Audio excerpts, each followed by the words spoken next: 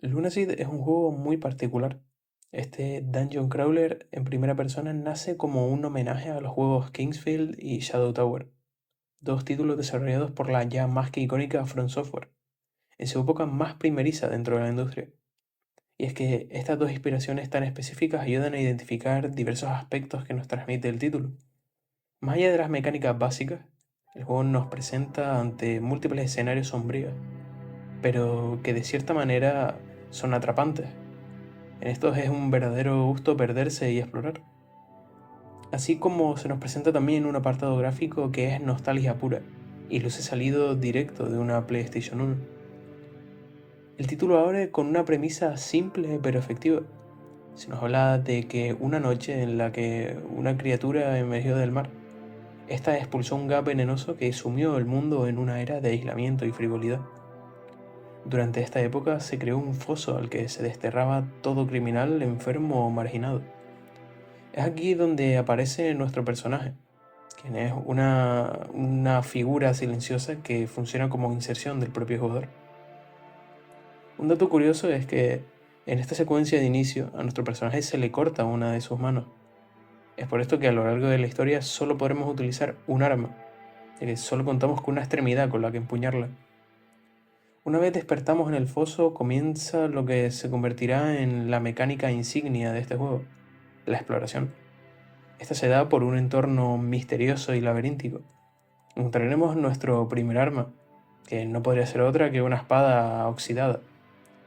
Avanzamos luchando contra caracoles con gigantismo y demás enemigos introductorios, hasta que para cuando queramos darnos cuenta ya estaremos inmersos en esta aventura gracias a la maravillosa banda sonora que combina elementos de música lo-fi, electrónica y synthwave. Su diseño de escenario es misterioso y atrapante, y al sentido de curiosidad que éste despierta en el jugador.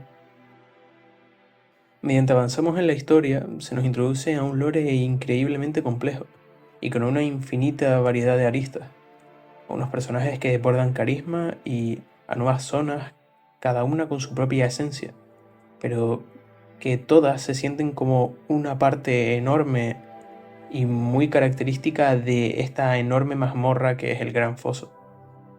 Desde la Ciénaga Fétida, pasando por el Bosque Yosei, por el Mar Sanguíneo o el Castillo Lefanú, iremos desentrañando lo que este mundo subterráneo tiene por mostrarnos y las historias que tienen por desentrañar. Desde el origen de la magia, el regreso tecnológico que sufrió la humanidad, hasta el caos suscitado por el gas venenoso que inundó el mundo, hasta un sinfín de acontecimientos que pueden o no ser descubiertos por el protagonista en base a su exploración. Además de la exploración, el combate también es una pieza clave para este juego. Es verdad que es algo tosco, recordando vagamente de juegos como Skyrim o Chivalry. Sin embargo, pese a no ser un gran partidario del combate de estos títulos, he podido disfrutar considerablemente de los enfrentamientos que Lunacy nos presenta, gracias a una serie de factores. En primer lugar, las mecánicas que engloban las medidas de distancia durante los duelos, ya que cada arma presenta una distancia de ataque y retroceso particulares. Por ejemplo, si nuestro personaje utiliza un Stalker, seremos capaces de recortar muchísima distancia a la hora de atacar y de generar mucho más espacio a la hora de defender, ya que el hecho de levantar la guardia de nuestro personaje ejecutará un desplazamiento hacia atrás, cuya distancia, como digo, va ligada al arma que estemos utilizando. Y el segundo de estos factores siendo el amplio abanico de armas que nos ofrece el juego, en el cual además podemos identificar un sinfín de referencias a otras obras, como Berserk con el espadón de Wolframio, Castlevania Symphony of the Night con el viento sagrado, siendo tal cual la espada Chrysaorem, un calco exacto de la espada usada por el protagonista de la saga Vampire Hunter D, o el espadón de luz de luna, que aparece en casi todos los títulos de From Software, tales como la saga Souls, Elden Ring o también la saga Armored Core. Además, esta última es particularmente poderosa. Sin embargo, esta se obtiene al superar todos los pisos de una torre de combate, por lo que solo será obtenible cuando ya hayamos alcanzado cierto nivel. De hecho, es tal la variedad de armas y de builds posibles que nada más acabar mi primera partida decidí comenzar otra queriendo asemejar mi personaje a Guts, el protagonista de Berserk. Y de hecho el propio juego incentiva este nivel de personalización, ya que en la pantalla de selección de personajes incluso nos ofrece la opción de insertar en los archivos del juego la imagen que nosotros queramos para que sea el icono que representa dicha partida. El juego también nos ofrece otras mecánicas cuanto menos curiosas. Por ejemplo, a la hora de crear nuestro personaje podemos elegir entre diferentes clases, las cuales no solo alterarán nuestras estadísticas, sino que algunas, como el vampiro, tendrán peculiaridades, como en este caso que nuestro personaje obtiene regeneración de vida gracias a la sangre que brota de los enemigos, pero este también será vulnerable al agua, siendo que ésta le genere daño al más mínimo contacto. También podemos encontrar varios anillos que fungirán como hechizos dentro del juego, pudiendo equipar un máximo de 2 a la vez. Aquí también podemos identificar muchísima creatividad con respecto a las habilidades que estos confieren. Tenemos anillos que tiran fuego, rayos, hielo, luz, oscuridad, sangre más fuego, más hielo, más sangre, ataúdes, paredes, veneno, hadas, entre otros que nos sirven como herramientas para movernos por el mapa, como el de los ataúdes, que nos permite subirnos a ellos para alcanzar zonas elevadas, el de las paredes, que sirve un poco para lo mismo, pero de un mayor tamaño, el vuelo icariano, que nos permite saltar hasta colosales alturas, o el paso veloz, que como su nombre indica nos permite realizar un dash bastante mayor al que ejecutan diversas armas. Sin embargo, si todo esto no fuese suficiente, pues hay un mensaje en particular que a mí me ha parecido increíblemente interesante y que incluso entre las otras moralejas que nos brinda este título, que no se quedan atrás, pues este me ha dado francamente que pensar. Y os hablo del mensaje que nos transmite a través del final CD del juego. Obviamente a partir de esto se considera ya territorio de spoilers, así que si os está interesando el juego no os recomendaría seguir viendo hasta ya haber completado el juego, o al menos este final específicamente, el cual se consigue pues en la última zona. Antes de llegar al monstruo final del juego, pues avanzamos por un camino y ahí, si miramos el cielo estrellado, aparecerá esta cinemática final. Una vez comienza la cinemática, vemos como nuestra protagonista pasa a un plano de conciencia similar al mundo real. Vemos como a través de lo que parece una muñeca rota, el juego se comunica directamente con nosotros, no con el personaje que está dentro del juego, sino con nosotros, el jugador, rompiendo así la cuarta pared. Nos habla acerca de sí mismo, de cómo realmente no tiene sentimientos y es una máquina programada con el objetivo de dificultar nuestra experiencia, no por capricho, sino para hacernos disfrutar de la misma. Nos habla de cómo esta dicotomía le parece curiosa y de cierta forma manipulativa.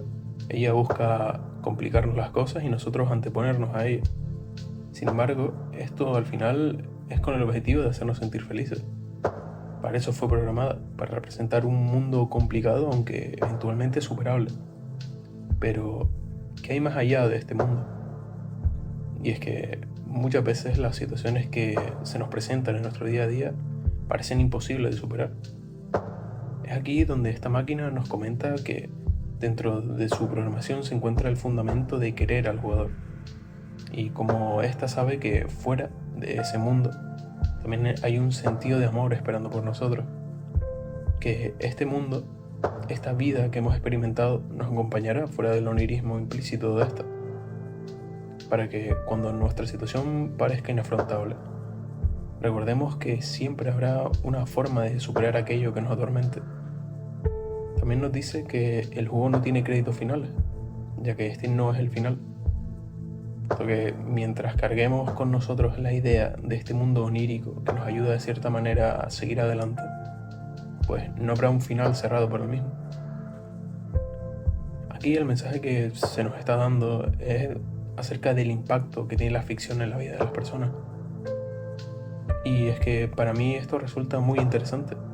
Es cierto que pese a que a día de hoy está increíblemente normalizado el tema de convertir diferentes medios de entretenimiento como un hobby que ocupa una considerable parte del tiempo de la persona, pues también es cierto que si bien es un error hacerlo, muchas veces es imposible no sentir esa necesidad de replantearse si esta dedicación es un buen empleo del tiempo, si es un método de escapismo que finalmente termina por evitar aspectos del día a día que se consideran una responsabilidad. ¿Realmente saca algún provecho del mismo? ¿Alguna utilidad más allá de ese escapismo y sensación de tranquilidad momentánea? Y a esto no ayudan los múltiples pretextos que se suelen emplear, puesto que Muchas personas esgrimen el argumento de la competitividad, de que en un medio como el de los videojuegos se obtiene una utilidad física contribuyendo al desarrollo de la coordinación psicomotriz, que francamente no es algo perceptible ni que tenga mayores implicaciones para la persona en comparación a lo que se refiere a otras metodologías, tanto deportivas como terapéuticas, en el caso de desarrollar estabilidad. O también agarrándose a la creciente industria de los eSports, la cual, si bien es cierto que se ha progresado considerablemente, pues la competitividad sigue estando dentro del alcance de muy pocos, debido a la excesiva dedicación que ésta exige y la precariedad que supone ceñirse a ella.